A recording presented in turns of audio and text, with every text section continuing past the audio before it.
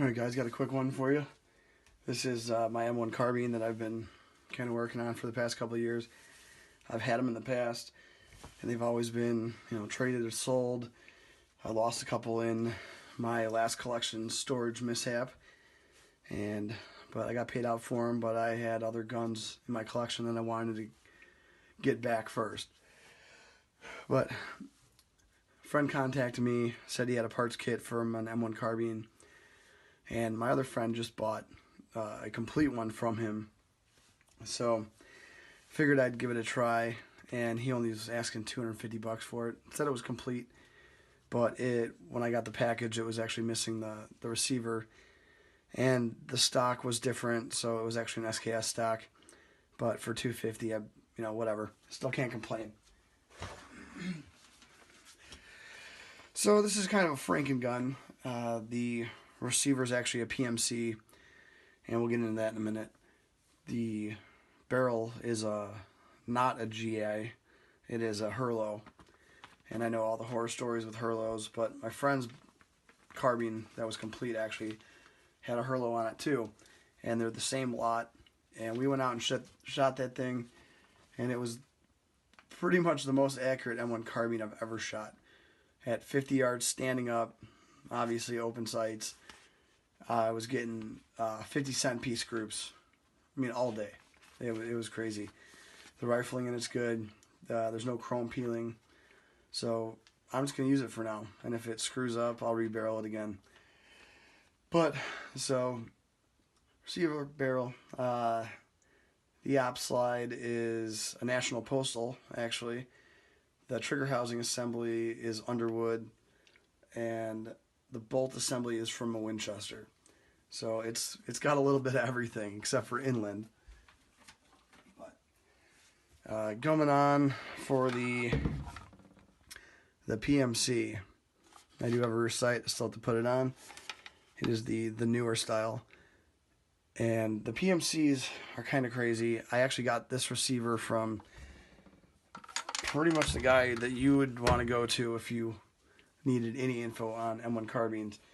He runs most of the sites, and most of the information on this thing is from m1carbineincorporated.com or inc.com. But we were talking, and he was starting to liquidate some of the receivers, the stripped receivers that he kept for reference all these years. So he's like, yeah, most of them were from non-skirted barrels. This one is skirted. So I was like, hey, you have anything that will work with the skirted barrel? I said, yeah, I have a couple PMCs. And I was telling me the story behind them. And the PMCs actually started making barrels and receivers for Millville weapons ordnance. And Millville was taking GI surplus scraps, cut up receivers, and re-welding them. But they weren't really doing too well, and they didn't have the machining for barrels. They wanted to start selling civilian M1 carbines. So they contacted PMC, and they're like, hey, make barrels and receivers for us, and we're going to put together these kits. And then that's pretty much where they started. But the owner of Millville was actually indicted along with others. They were attempting to smuggle small arms to Batista's troops from Florida in an attempt to retake Cuba from Castro in the 50s. So they were all indicted, and now they're gone. So now PMC had all these parts that Cali couldn't pay for, and they started selling them to recoup their losses. In '62, he ended up being fully charged and went bye-bye. So they had all these parts that they were going to lose on, and they were about to go out of business. So they started making carbines and selling them, and ever since then, they realized the profits that they could get from them, and they went into production. Now the Millville carbines, I think they started out at $59, and these, when they came on market in 1962, they were $79. And this is actually one of the first 800 receivers that they made. So it is an early production. I don't see them gaining a huge value. They are picking up a little bit, and they'll never catch up with the M1 surplus inlands or Rockolas, National Postals, any of that. crazy stuff. I mean, I've had National Postals. Those were the ones that I liked the most. And I just wanted a shooter, something cheap. I have under $400 into this thing, and I just wanted to find the most, the craziest parts I could find for it. So the stock, this thing was beat to hell. I mean, this thing was black when I got it. It was cracked. You could see a little bit. I still got to sand this down a little. Cracked to here, up. But that fix worked pretty well, and they look like some ordnance fixes on here. So those are pretty cool. And all around, I mean, it's smooth. Everything works, well. On this receiver, the barrel actually is not headspaced or screwed in all the way, actually, yet. I still have to clock it and then headspace it. Headspacing on these Herlo barrels is was difficult at a time, because the chrome barrels are really hard and they're hard to headspace, so they were eating mill bits. But I have a guy that'll do it, and I told him, if it ruins a bit, I'll pay for it. But he's going to do it cheap. Yeah, he is a certified gunsmith, so. But I'm going to clock it myself. And altogether, it's a mutt, but it's going to be fun. And maybe one day, if the prices start going crazy again, or, more, I can take all the parts off this thing, especially the National Postal or the Winchester, maybe sell them to guys that want, the 100% matching original carbines. And these things are going, probably the cheapest are $800-900. They're going up to, $5,000 for some of the paratrooper ones. And then maybe I'll get a GI one. But right now, it's an example of an M1 carbine for my collection. So I'll leave it at that for now.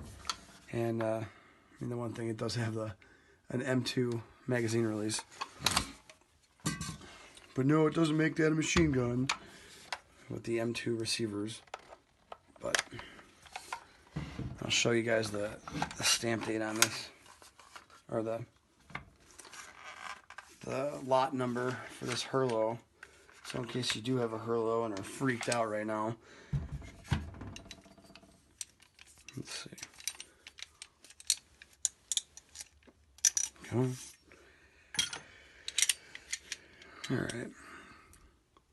So lot number on that's 844-8416 HC, or that's the model, the 4 of 72 lot. And that's exactly what my friend's has, and it is a great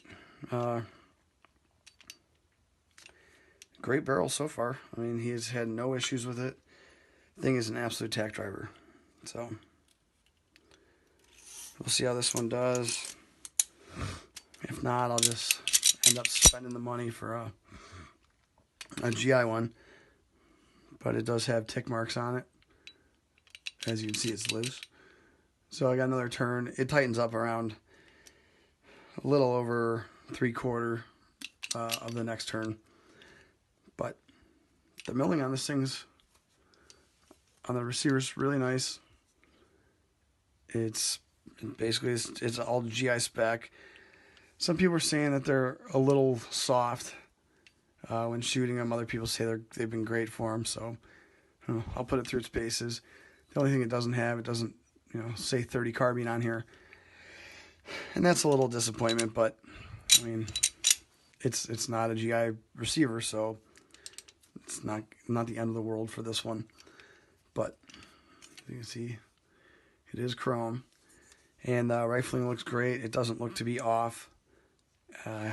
Obviously, I have not shot this yet, but I think it'll be fine.